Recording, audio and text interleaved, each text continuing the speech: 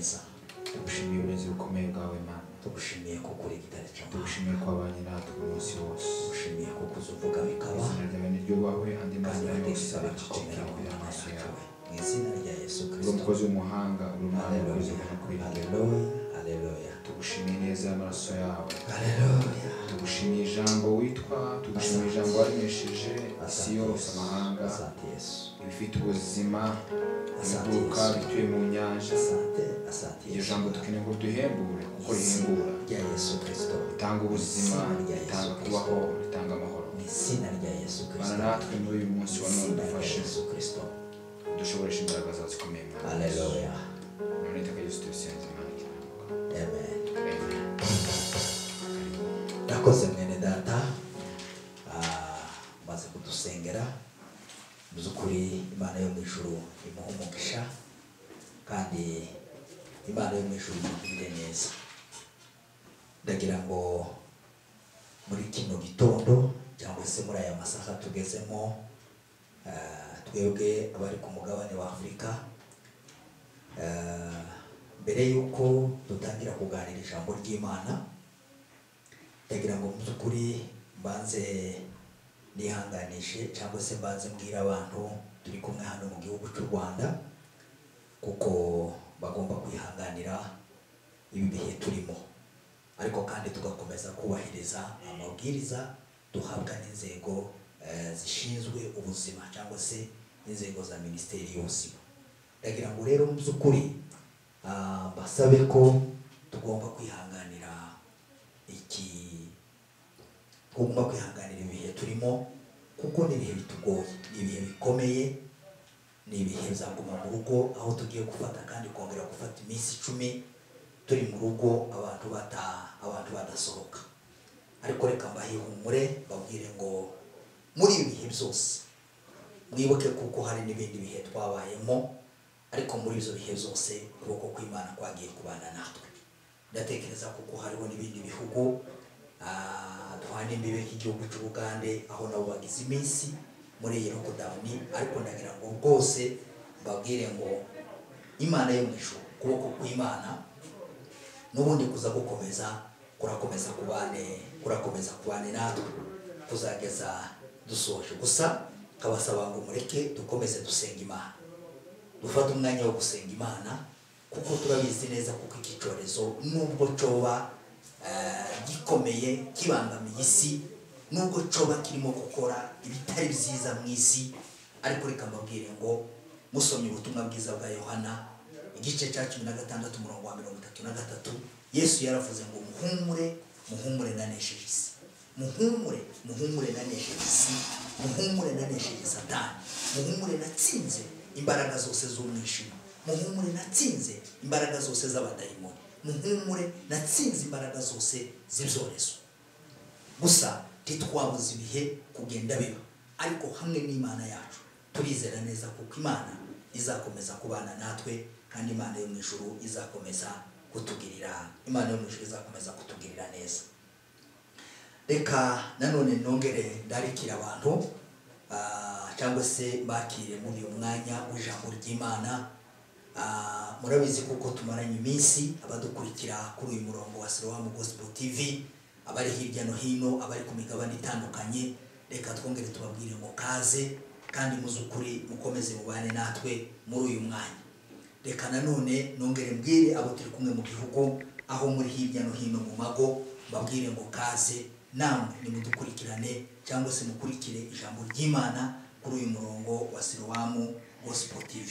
Imana yo mu ijuru, abo turi kumwe mwese abakunze gufata umwanya mukadukurikira, Data wo mu ijuru abaduhera umugisha kandi abagirire neza. Amen. Ubushize twari mu gice cya 48 cy'igitabo cy'Itangiriro. Turacyari muri rya jambo rivuga hejuru y'amasezerano, hejuru y'Imana yakuvuzeho, hejuru y'Imana yakwanditseho. Ubushize twari turimo twavuze hejuru y'amagambo abiri. Twavuze hejuru y'uko Imana yatugize abana twese ku rwego rumwe. Bibiliya ivuga ngo yatuzarishije ijambo nk'uko yari yarabigambiriye kuva kera isi itararemwa, ijuru n'isi bitarabaho. Imana yari yarabigambiriye kuko tugomba kuzaba umuryango wayo. Nicyo cyatumye Imana iturema ituremera kugira ngo tuzabe umuryango, ituremera kugira ngo tuzayishimishe, ituremera kugira ngo izimane natwe tuzabane nayo mu bwami bwayo bw'iteka. Rero ijambo rya kabiri twagarutseho twavugaga kuko Imana yo mu ijuru izihitamo, kandi guhitamo kw'Imana ntikuza kugendera ku marangamutima y'abantu. Si ngombwa ngo abantu ngo babigiremo uruhare. Imana ntizihitamo ikurikije uko twe tureba, Imana ntizihitamo ikurikije uko abantu bashaka, ntigira ordre y'abavutse mbere n'abavutse nyuma. Oya, Imana izihitamo ikurikije uko ishaka. Ngira ngo ayo magambo twayagarutseho kandi twayatinzeho umwanya muremure. Rero uyu munsi tugiye kuganira hejuru y'igice cya 49 nanone muri ico gitabo cy'Itangiriro. Turaza gufata umwanya kugira ngo tuze kuvuga gusa ku magambo abiri, umwanya utari muremure. Turaza kuvuga gusa ku magambo abiri ari muri ico gice, hanyuma tuze gusoza nanone dusengana namwe tubasaba kugira ngo muzukuri Imana yo mu ijuru ikomeze bazamure, ikomeze ibagirire neza muri iri sezerano, muri ayo masezerano yose yabasezeranije, cyangwa se icy'Imana yabavuzeho kibashe gusohoza. Reka nanone mwene data dufashe gusoma 49 duhereye ku murongo wa mbere. Some 49 duhere ku murongo wa mbere. Yego. Some mu izina rya Yesu. Amen. Yakobo ahamagaza abana be bose, arababwira ati nimuterane mbabwire ibizabaho mu minsi izaza kera, nimuterane mwumve bana ba Yakobo, mwumve Isiraheli iso, mwumve ijambo so agiye kubabwira. Rubeni uri imfura yanjye n'imbaraga zanjye, uwo gushobora kubyara kwanjye kwatangiriyeho, urushaho icubahiro, urushaho gukomera, uri nk'amazi kuko adahama hamwe, tuzabona ubutware kuko uri buriri bwa so, niho wabuhumanirije, yuriye indyamo yanjye. Simeyoni na Lewi, yego, n'abavandimwe inkota zabo n'intwaro z'urugomo, yego. umutima wanjye tuzajye mu nama zabo, umutima wanjye ntuzajye mu nama zabo zarwihererano, bwiza bwanjye tugafatanye n'iteraniro ryabo, kuko bicishije abantu burakari, bagatema ibiti by'inka kugira ngo bimare agahinda, burakari bwabo buvumwe kuko bwari bwinshi, yego. umutima wabo uvumwe kuko wari ugashinyaguro, nzabagabanya mu ba Yakobo, nzabatataniriza mu Isiraheli. So mu 8 Yuda bene so bazagushima, ukuboko kwawe kuzaba ku ijosi ry'abanzi bawe, bene so bazakwikubita imbere, Yuda n'icana c'intare, urazamutse mwana wanjye, uvuye mu muhigo, yunamye abundabunda nk'intare, kandi nk'intare y'ingore, ninde wayivumbura? 10 inkoni y'ubwami izava kuri Yuda, inkoni y'ubutware y'ibirenge bye, nyirayo ataraza, uwo ni w'amahanga azumvira. Uwo 11 ego, aziritse ishashi y'indogobe ku muzabibu, n'icana cy'indogobe akiziritse ku muzabibu, urutaho ubwiza. Yego. Ameshesha imyenda ye vino, imyambaro ye ayimeshesha amaraso y'inzabibu, amaso ye atukujwe na vino, amenyo ye yejejwe n'amata. Reka tubanze tuganire hanyuma iki gice cya 49 ndaza kukivugaho amagambo abiri, kandi ndagira ngo sabe uyu munsi abavandimwe mwese itorero rya Kristo rimo kumurikira, ndagira ngo mbasabe aya magambo abiri tugiye kuvuga abantu bayaha agaciro, abantu bayumve kandi abantu bayategere. Ijambo rya mbere dusanga muri iki gice, Yakobo ahamagaye abana be. Arangije guhamagara abana be, Yakobo atangira kuvuga buri mwana wese, atangira kumuvuga mu izina. Kenshi dukunda kuvuga ngo dusengera abana, ariko reka mbabwire, igihe cyose uzaza ufata umwanya ukavuga ngo ugiye gusengera abana, cyangwa se ugiye gusengera umuryango wawe, cyangwa se wewe ugiye no kwisengera, nuzaza uja no gusenga uza uvuga izina. Iri jambo guhamagara abana be akabicaza, yarangiza akabavuga mu izina, ndumva mu z'ukuri ari agaciro. Ni ikibazo abantu muri kino gihe batagenda batekerezaho. Reka mbabwire aya magambo. Ikintu cyitwa izina akenshi rimwe na rimwe iyo ureba ababyeyi, cyane cyane reka mvuge ku ruhande rw'ababyeyi, iyo ureba ababyeyi ntabwo usanga baha agaciro iki kintu cy'izina. Ari nayo mpamvu rimwe na rimwe uza usanga abantu bagenda bita abana amazina amwe atari meza, cyangwa se agapfa kwita umwana izina kubera kuko habayeho ikintu runaka, agafata iryo zina akagita umwana. Reka mbe gusubira inyuma gatoya.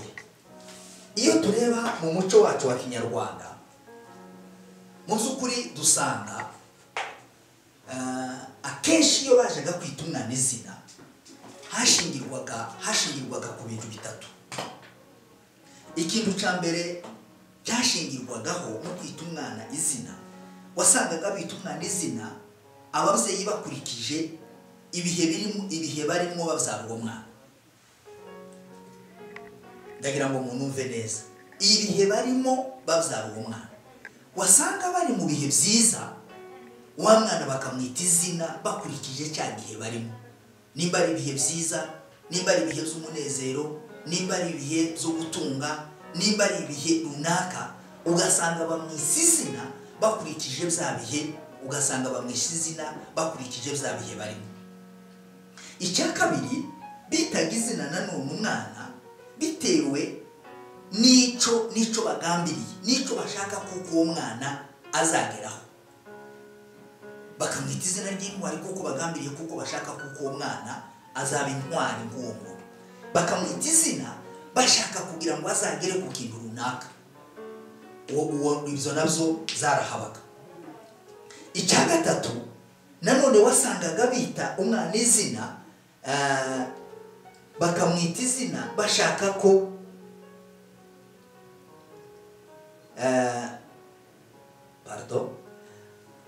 bakamwita izina bagamije kugira ngo bifurize, cyangwa se bagamije kugira ngo uwo mwana bagire ikintu cyiza bamwifuriza. Noneho muri uko kumwifuriza ibintu byiza, nanone bakamuhereza izina rijyanye n'icyo cyifuzo cyabo bafite mu mutima. Ibi bintu rero ndashaka kubabwira kuko byagiye biba ibibazo. Ubu ngubu hari n'ibindi bintu nanone tugenda tubona byagiye biza bikinjira mu muco, cyangwa se bikaba nk'ibindi bintu. Rimwe na rimwe iyo usanga nk'abana bavutse hari evenema ibaye, nk'umuntu mukuru w'igihugu yimye, usanga kenshi na kenshi abana bafata ayo mazina, bagafata iryo zina ry'uwo muntu bakitirira umwana iryo zina akarijana. Akenshi hari n'igihe mu by'ukuri abantu bataba bazi n'impamvu iryo zina cyangwa se iryo zina uko risobanura, ariko kubera gusa kuko bumvise kuko habayeho icyo kintu yavutse uwo munsi. Hari n'abitwa ba Janvier kubera kuko bavutse ku itariki ya mbere y'ukwezi kwa mbere umwaka utangiye, iyo ni evenema bakamwita iryo zina. Ariko icyo nshaka kugarukaho ni iki ngiki, ndashaka kugaruka ku mpamvu yo kwita umwana izina, ariko ndashaka kugaruka ku mpamvu nyiri bwite y'izina. Izina iyo usoma mu Kinyarwanda cyangwa se ukurikira amagambo neza y'Ikinyarwanda, biravuga ngo izina ni wita umuntu izina, ni wita umwana izina, biravuga ngo izina niwe muntu. Wereye kuri iryo zina wamwise, bishobora kumugiraho ingaruka, bishobora kumugiraho ibihe bimwe bitari byiza bitewe nuko wamwise izina. Aha hari n'akandi kantu kamwe abantu rimwe na rimwe bataja batindaho. Hari n'amazina menshi rimwe na rimwe twirukanka tukaja gukura muri Bibiliya, ugasanga ko turayita abana, ariko wakurikirana ba nyirayo mazina muri Bibiliya, ugasanga mu by'ukuri akenshi nabo ntibigeze bagira ubuzima, ntabwo bigeze bagira ubuzima bw'umunezero, ntabwo bigeze bagira ubuzima. Bashobora kuba baragize ubuzima bw'ubutwari, ariko bakagira ubuzima bw'ubutwari bwo mu ntambara, bwo mu bibazo, bwo kurara bicaye, bwo kurara barwana, bwo kwirirwa barwana. Ariko kubera kuko rimwe na rimwe twumva kuko amazina yose dushobora kuyakura muri Bibiliya, hanyuma tukayafata tukayahereza abana, ugasanga rimwe na rimwe ko turahereza abana amazina ashobora kuzabagiraho ingaruka. Iki kintu rero ndagira ngo mucumve neza. Ushobora kugira izina rishobora kwimira bimwe mu mahirwe yawe, amwe mu mahirwe yawe akimirwa n'izina, cyangwa se akimirwa n'ibintu bimwe bakwitiriye, n'ibintu bitari byo bashakaga kuko ugomba kugeraho. Ariko kubera gusa kuko bafuye kugushiraho iryo zina, ugasanga mu by'ukuri rimwe na rimwe n'ingaruka, ni ibibazo byinshi, ni intambara nyinshi ugenda uhura nazo kubera amazina. Hariho muri kino gihe, hari igihe tugenda tubona tugasanga na leta yemera cyangwa se ubuyobozi bukemera bukabwira abantu ngo nibagende baje muri ministeri y'ubutabera, bagende baje kwandika kugira ngo bikureho amazina amwe atari meza. Rero ndagira ngo mbabwire bavandimwe, mwebwe murimo kunumva uyu munsi, ikibazo cyo kwita umwana izina, ikibazo cy'izina. Yakobo ahamagara abana be bose, arabicaza, arangije kubicaza, arondora, avuga buri mwana mu izina, amuvuga adacishije hirya. Kandi nagira ngo mbabwire iki kintu cy'izina rwose abantu baje bagitindaho, kandi muje mugitekereza nk'abakristo. Wita umwana izina umugambirira ibyiza, wita umwana izina rizagira icyo rimugezaho, wita umwana izina rizamuha amahirwe n'ejo bundi hazaza. Haleluya, oh haleluya, haleluya. Izina rero ni izina gusa udapfa kugenda ngura amazi bitewe n'ibihurimo. Nimba uri mu bihe bikomeye, abenshi tugenda tubona muri bino bihe, ugasanga ko barita abana b'amagorwa, ugasanga ko barita abana b'amateso, ugasanga ko barita abana ayandi mazina agendanye n'ibyo, amazina y'ibibazo umuntu aba arimo. Wazaye umwana kubera ko uri mu mubabaro, ukamwita mibabaro, ukamwitirira ingorane zawe, kandi uwo mwana nta ruhare na rumwe yigeze agira kugira ngo ubashe kuja muri izo ngorane. Ariko kubera kuko iyo evenema yakubayeho, ugahindura, warangiza kugira ngo iyo evenema uzukomeza uyirepete cyangwa se uzukomeza uyibuke, ukabikubita ku izina, warangiza ukarihereza umwana. Ndagira ngo mbasabe nk'abakristo tuje twirengagiza ibyo ngibyo. Ijambo rigira kabiri muri kino gice ni ijambo rijanye no kwatura. ndagira ngo wenda ndaza gufata umwanya mutoya nongere mvuge kuri iri jambo rijanye no kwatura. Bibiliya yavuze ngo Yakobo amaze kubahamagara mu mazina ngo agenda yatura kuri buri mwana. Haleluya, haleluya. Kwatura kugira ijambo uvuga ku mwana. Umwana wawe ukagira ijambo umuvugaho, ukagira ijambo mwaturaho, ukagira amagambo mwaturaho. Birababaje kugeza kuri uyu munota aho usanga abakristo benshi, aho usanga abantu bakijijwe, aho usanga abantu bari mu nzu y'Imana basenga Imana, usanga bakigenda bavuga amagambo ku bana, bakatura amagambo ku bana, amagambo atari meza. Reka mbaho urugero, aho usanga mu zukuri umuntu ashobora kubwira umwana we ngo mayibo, umuntu akabwira umwana we ngo ntacyo uzigezaho, umuntu akabwira umwana we ngo uri igicucu, umuntu akabwira umwana we ngo dore uko azamera, ngo arasanga ngo ni umusazi. Bene ayo magambo ndagira ngo mbabwire, hari ibintu bimwe abantu bagomba gucikaho, hari ibitutsi bimwe abantu bagomba gucikaho, kuko mu bintu ukomeza kwatura ku mwana uzumenya kuko rimwe na rimwe bishobora kumugiraho ingaruka. Imana yo mu ijuru tubabarire, kandi Imana yo mu ijuru ikomeze kudufasha kugira ngo twumve aya magambo, kandi duhindure ibitekerezo byacu, duhindure amagambo tuvuga, duhindure amagambo twatura, duhindure amagambo twatura ku bana. Yakobo Bibiliya yavuze ngo atangirira kuri Rubeni, aravuga ngo Rubeni ifura yanje, ngo gushobora kuzara kwanje kwahereyeho. Aramubwira ngo uri umunyembaraga, ariko aramubwira ngo umeze nk'amazi, uri nk'amazi kuko udahama hamwe, tuzabona ubutware. Aramubwira ngo uri nk'amazi adahama hamwe, uri nk'amazi akomeza gutera. Aramubwira ngo ntuzabona ubutware, niwe wari ukwiriye kubona ubutware, kubera kuko ari wowe mfura yanjye, kubera kuko ari wowe kuzara kwanje kwahereyeho, ari wowe nahereyeho kubyara.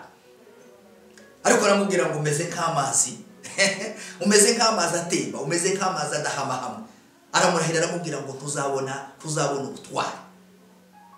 Bavandimwe nshuti z'umusaraba, bavandimwe murimo kunumva hirya no hino, bavandimwe munkurikiye kuri uyu murongo wa Siloam Gospel TV, ndongera kubabwira ngo amagambo twatura,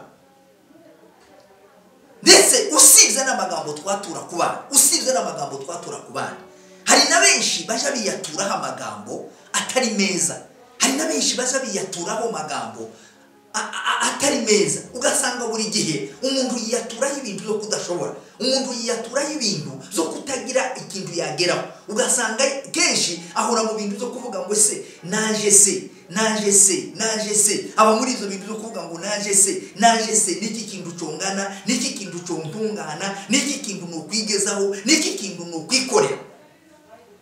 Ahora muri izo bintu zo guhora yicira, zo guhora yiyaturaho amagambo mabi, kwiyaturaho ubukene, kwiyaturaho ibihe bibi, kwiyaturaho hari n'abataragera mu rwego rwo kugira ngo babashe kugira abo bana.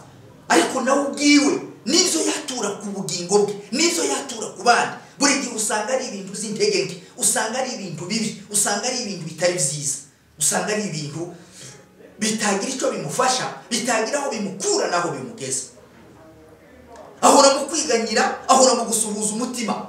Salomo yasenze isengesho abwira Imana, arayibwira ngo Mana ntukemere kuko mba muri buriya buzima bubi, kugira ngo mpore niganyira ejo nanone bitazantera kukwihakana, bitazantera guhora niganyira, bikantera gusubira inyuma, bikantera kuba ndashobora kugushima no kuguhimbaza no kuvuga gukomera kwawe.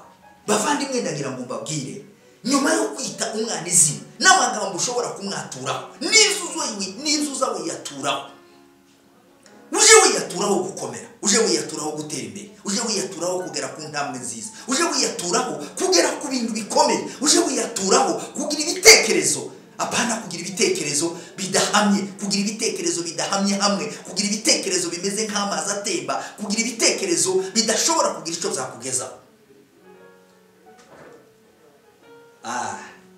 Ariko aravuga ngo ageze ku murongo wa 5 avuga hejuru ya Simiyoni na Lawi, avuga kuko ngo ari abanyamujinya, avuga kuko ngo ari abantu baza bihorera ariko ntiyabatinda. Aravuga ngo n'abanyaburakari, ngo uburakari bwabo ngo aravuga ngo uburakari bwabo buvumwe ngo kuko bwari bwinshi. Aravuga ngo abantu b'abagabo ngo babashije kurakara bakageza ubwo bafata imipanga bagatema inka, bakageza ubwo bafata imipanga bagatema ikibiti, kandi akavuga ngo barihoreye. Bavandimwe ndagira ngo mbabwire iki kintu cyo kwatura, wanasifiwe, ikintu cyo kwatura, ijambo kwatura, ukatura ikintu ku muntu. Igihe cyose uzaje watura ikintu ku muntu uzumenya kuko ikintu urimo kumwaturaho. Igihe cyose rimwe se cyangwa kabiri izo ngaruka zishobora kumugeraho. Hari igituma gusa izo ngaruka zidashobora kugira icyo zidutwara, nubwo abantu bashobora kuba batuvugaho amagambo, ariko icyo tuma izo ngaruka tutagira ingaruka z'ayo magambo nuko gusa tuba twinjiye tukabasha kwinjira muri Kristo Yesu. Ngarutse muri rya jambo twavugaga wa munsi, ukabarwa mu muryango w'abana b'Imana, ukabarwa munsi, ukabarwa amaraso ya Kristo Yesu. Ibyo bakuvugaho byose n'ibyo bashobora kukwaturaho, n'ibyo bashobora kuba bagukoza, ndagira ngo nkubwire ibyo zose ntacyo bishobora kuba byagutwara. Ariko kugira ngo aho dushobora kwihisha, tukirinda iyo mivu, tukirinda ayo magambo batwaturaho mabi, tukirinda ibyo bitutsi n'ibindi byose n'ibyo bahora batwifuriza bitari byiza, no kwihisha munsi y'amaraso ya Kristo. Bibiliya yavuze ngo tugeze ku murongo reka tuhagaruke kandi erike, tugeze ku murongo wa 8 yavuze ngo Yuda ngo bene so bazakwikubita imbere. Reka mbabwire, subira ku murongo wa 8, subira ku murongo. Yuda bene so bazakwikubita imbere, ukuboko kwawe kuzaba ku ijosi ry'abanzi bawe. Ukuboko kwawe kuzaba ku ijosi ry'abanzi bawe. Bene so bazakwikubita imbere, bene so bazakwikubita imbere. Yuda n'icana cy'intare bazamutse mwana wanje uvuye mu muhigo, ego yunamye abunze nk'intare kandi nk'intare y'ingore. Itonde wanze kuja ku murongo wa 10. Umva ageze kuri Yuda atangiye kumwaturaho amagambo meza. Aravuze ngo Yuda bene so bose uko bangana, uhereye kuri Rubeni n'abarumuna bawe bose uko bangana. Aramubwira ngo bazakwikubita imbere, ngo nibamara kukwikubita imbere, kandi aramubwira ngo Yuda murazamutse. Bavandimwe nari maze kubabwira, muje mwiyaturaho amagambo meza, muje mwiyaturaho amagambo mazima, muje mwiyaturaho ibintu, uza wiyaturaho kuzamuka, uje wiyaturaho gutera imbere, uje wiyaturaho kushoboye. Ntukature mu buzima ngo wature kuko hari ikintu udashoboye, ariko hamwe n'Imana. Uzasoma urwandiko Paulo yandikiye Abifilipi kandi 13, yaravuze ngo dushobozwa byose na Kristo uduha imbaraga. Ubwo Kristo ari muri twebwe, niki kintu tutoshobora, niki kintu cyotunanira, niziye ntambara tutorwana, niziye ntambara tutotsinda, nikiye kibazo cyoshobora kutwitambika imbere turi kumwe na Kristo, umugaba w'ingabo, umukuru ukomeye w'ingabo zirwanira mu kirere. Umunsi yatsinze imbaraga z'Abamedi n'Abaperesi, agatera hejuru ku ijwi rirenga, akavuga ngo byose birarangiye. Ndagira ngo nkubwire turi kumwe nawe, nta kintu na kimwe tutashobora. Bavandimwe bene data, nshuti z'umusaraba, ndagira ngo mbabwire ngo kwatura kwawe ni guhinduka. Kuva uyu munsi ukimara kumva aya magambo, ibyo wari urimo, ibyo waturaga ku bana, ibyo waturaga ku bandi, ibyo wiyaturagaho byose bidakwiriye ubihindure. Komeza ku murongo wa 10. Inkoni y'ubwami ntizava kuri Yuda, yego. Inkoni y'ubutware ntizava hagati y'ibirenge bye, yego. Nyirayo ataraza. Inkoni y'ubwami, hari akarongo gasigaye, uwo niwe amahanga azumvira. Aramubwira ngo inkoni y'ubutware, inkoni y'ubutware inkoni y'ubwami ntizava kuri Yuda, inkoni y'ubutware ntizava hagati y'ibirenge bye. nyirayo ataraza, uwo ni w'amahanga azumvira. Bibiliya izivuga ngo uyu munsi Yakobo yarimo ahanura Kristo. Bwana sifiwe. Yakobo yahanuraga Kristo uzaza. Aravuga ngo uwo ni w'amahanga, uwo ni w'amahanga azumvira. Hari indirimbo nibuka abaririmbyi bagaza baririmba bakavuga ngo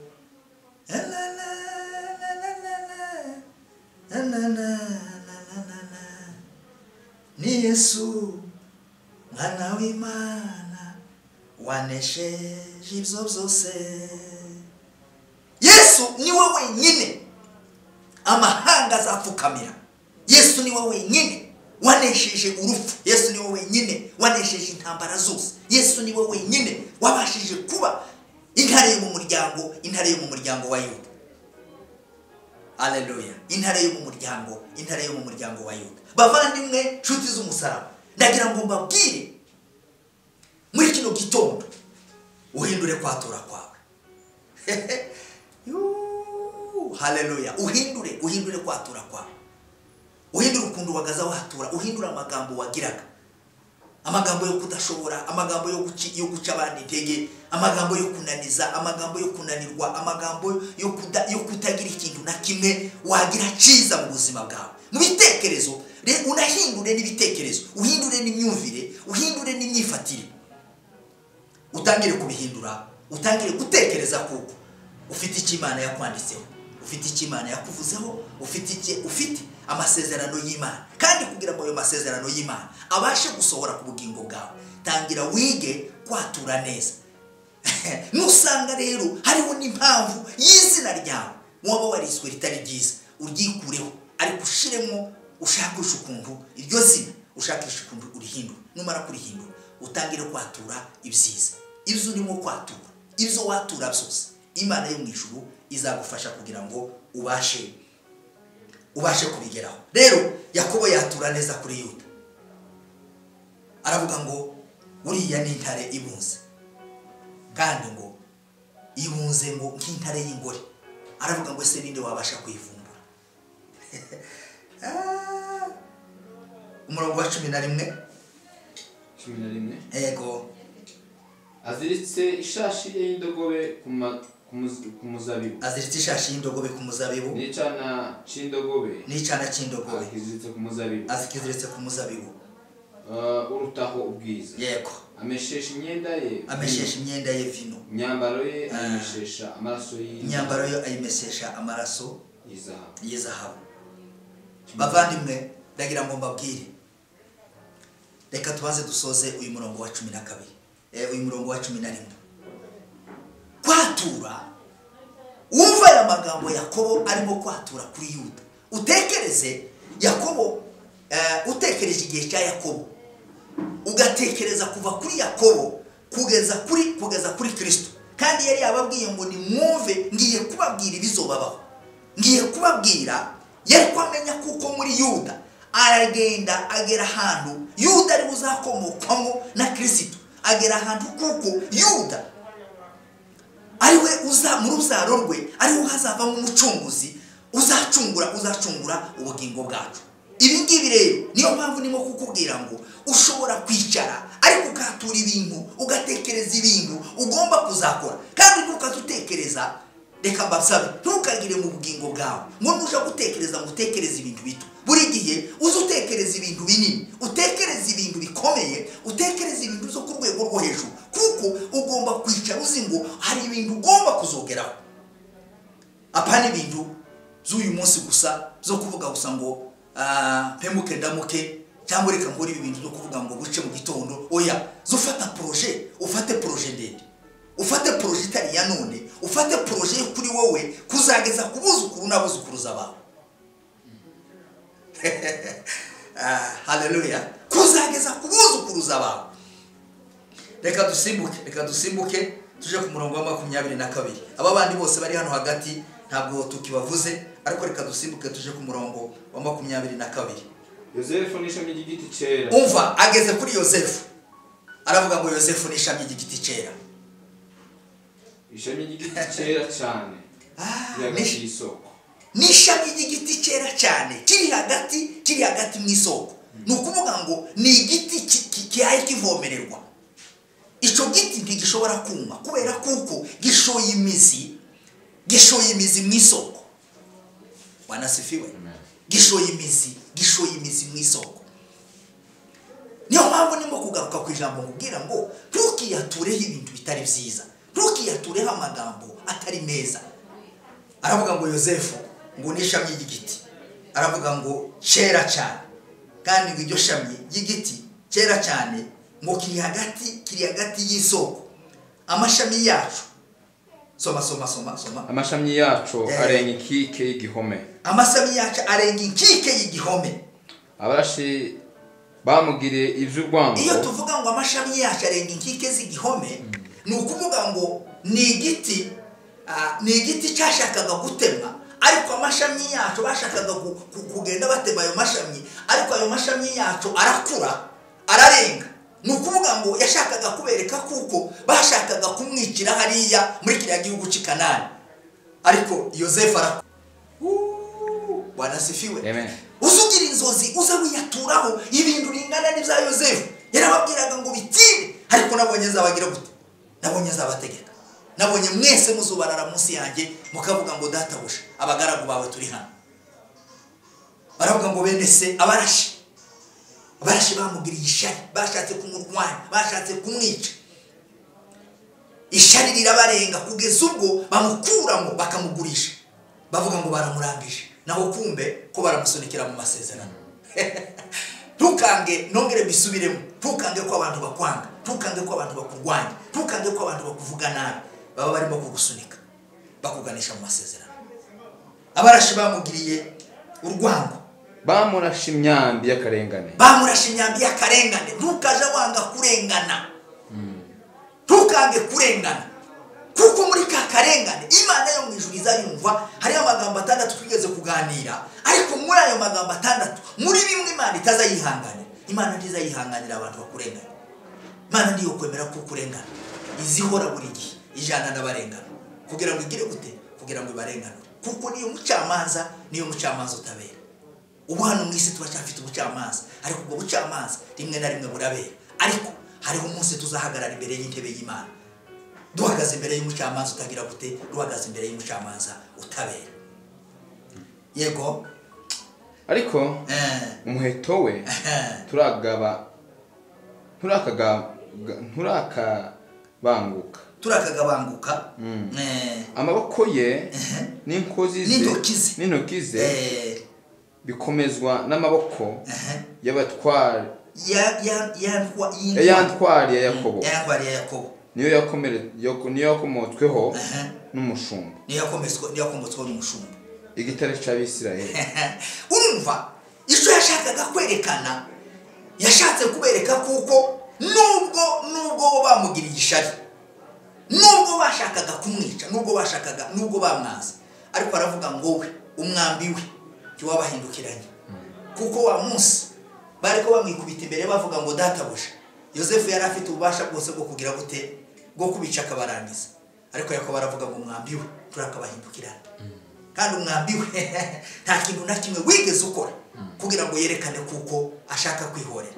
Aravuga ngo amaboko ye ngo yakomejwe n'intwari ya Yakobo, yakomejwe n'Imana ya Isiraheli. Imana yakomeje kwizera, yamubujije kwihorera, ikamubuza. Kuko wibuke mu magambo amwe yababwiye, ngira ngo twarigarutseho, yarababwiye ngo simwe ntimuyiteho imvana, kuko atari mwe mwabikoze, ahubwo n'Imana yashakaga kuko ngira gute, kuko mbabanziriza kugira ngo uzakize mwebwe, ariko nkize n'abandi bantu benshi. Komeza. Ivyo byakozwe n'Imana ya so izagufasha. Izo zakozwe n'Imana ya so. Aramubwira ngo Yosefu we, Imana izagufasha. Wibutse Imana ya Isiraheli, wibuke Imana ya Yakobo. Bavandimwe, mu gihe cyose twaza dutekereza, no mu gihe twaza twatura, tuje twibuka kuko Imana yacu ikomeye, tuje twibuka Imana ya Isiraheli. Reka nkubwire, nta Imana itogukura, nta na Imana itogira gute, nta na Imana itakugeza. Kandi ntabwo Imana na rimwe izareka kugufasha, ntabwo Imana izagutererana. Usife moyo, usikate tamaa, ntucike intege. Imana yo mu ijuru ya Isirayeli izagukomeza nubwo wowe uri muri karengane uyu munsi abantu barimo kukurenganya, nubwo abantu bahaye bashaka kukurwanya, hari n'abandi baba bakubangurira imyambi ko barashaka kukurasa, ariko reka nkubwire amashami azarenga inkike kuko atewe hariya mu ruzi, atewe mu isoko, imizi kwiravoma hanyuma igahereza amashami agakura. Ibitekerezo byawe kwatura kwawe poroje ufite nziza zo kugira ngo zigire icyo zikora zizarenga inkike, ariko uhagarare ureke kwikanga. Imana ya Isirayeli izagire gute? Izagufasha. Komeza. Byakozwe n'ishobora byose, izaguha umugisha. Imigisha iva hejuru mu ijuru, n'imigisha iva mu mazi, ikuzimu, n'imigisha yo mu mabere n'iyo mu nda. Imigisha yose urumva Yakobo arimo arasabira Yosefu umugisha, aramubwira ngo imigisha yose iva mu ijuru, ngo n'imigisha yose iva ikuzimu, ngo n'imigisha yose iva mu mabere. Muzasome ngira mu buhanuzi bwa Yesaya, Bibiliya izivuga ngo iyo Imana itugiriye neza ngo izitegeka abatware ngo bakatwonsa tukonka amabere y'abatware. Mu yandi magambo icyo biri bishaka kuvuga ni ukuvuga ngo Imana izitegeka abantu bakugemurira, abantu bakakugemurira iburasirazuba n'iburengerazuba. Uzasome muri Yesaya bivuga ngo nzategeka ikusi n'ikasikazi, bibwire ngo nibigire gute? Nibirekure, bizarekura ku bwacu. Arimo aravuga ngo imigisha yo mu ijuru n'imigisha y'ikuzimu n'imigisha yose yo mu mabere. Iyo migisha yose Imana yo mu ijuru izayiguha. Bavandimwe, ndagira ngo mbabwire, nimwature, nimugire kwatura kuzimu, nimugire kwatura kwiza, nimugire kwatura kurema, mugire kwatura kutica, ntimugire kwatura ko kwica no kurimbura, ariko mugire kwatura kurema, mugire kwatura ku bintu bigomba kuremeka. Mutere intambwe mugenda murema ibintu, murema ibikorwa. Bibiliya izivuga ngo aho muzaza munyura naho mugeze muze musiga ibikorwa. Abafaransa baza bavuga ngo ivyo tuvuga, ngo ivyo dukora ngo bivuga cyane kurusha ivyo tuvuga. Ubu ngubu turiko turavuga, ariko ikivuga cyane ni ibikorwa, kandi ibikorwa akenshi tubigeraho ari uko twabiplanifye, ari uko twabiteguye, ari uko twabigambiriye, ari uko twabyatuye, ari uko tubibwiye abandi bantu. Ugaharanira kugira ngo bigereho, ukagira inzozi z'ibyo uzokora, ukagira inzozi z'ibyo uzageraho, ukagira inzozi zihambaye zikomeye nini cyane. Haleluya. Komeza murongo wa 26. Imigisha so ahesha irenze yaheshejwe na data na sogokuru. igera ku rugabano rw'imisozi ihoraho, izaba ku mutwe wa Yosefu. Yego.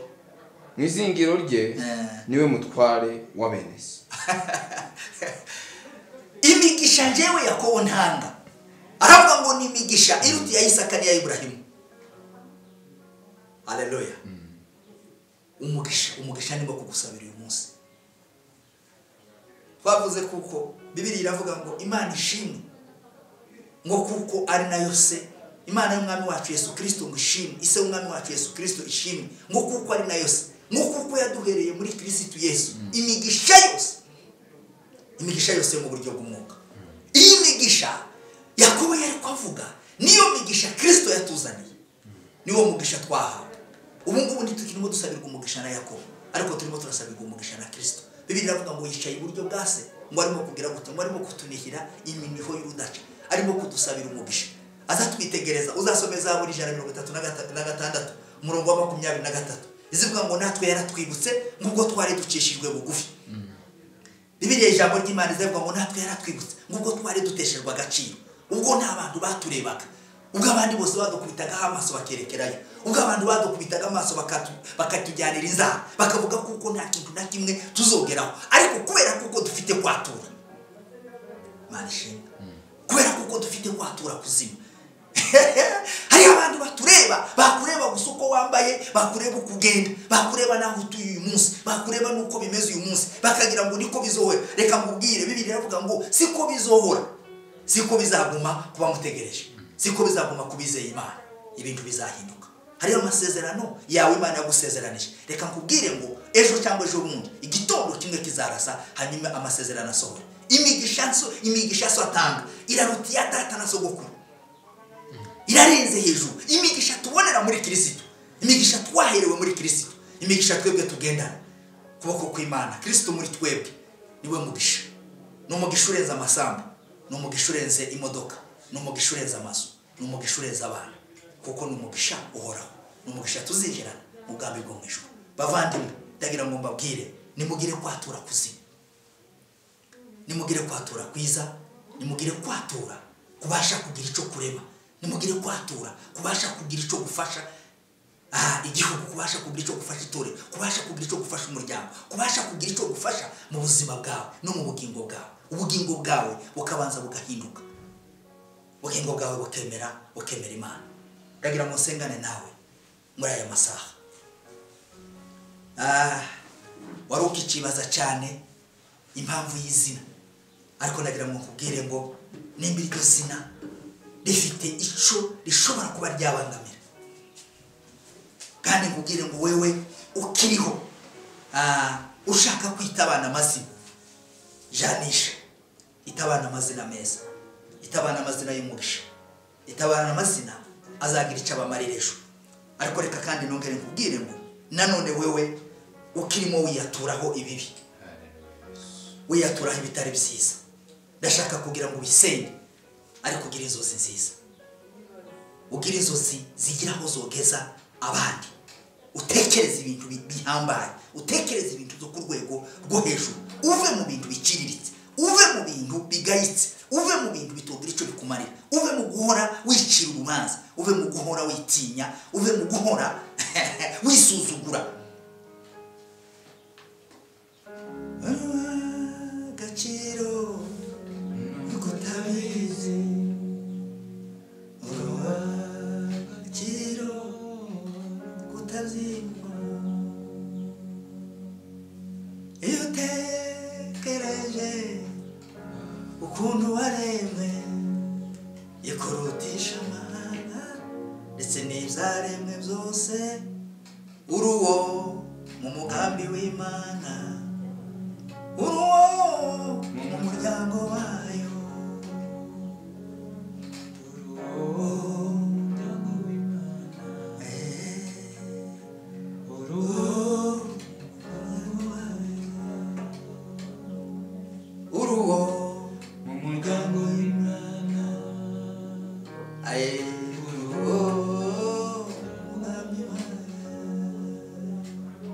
uruwo mu muryango w'Imana, uruwo mu mugambi wayo. Biragusaba kugira ngo wature amagambo meza, wature amagambo mazima, uve mu kwicira urubanza no kwisuzugura, uve mu bintu bidakwiriye. Reka sengane nawe kugira ngo umwuka w'Imana agukure muri ibyo bitekerezo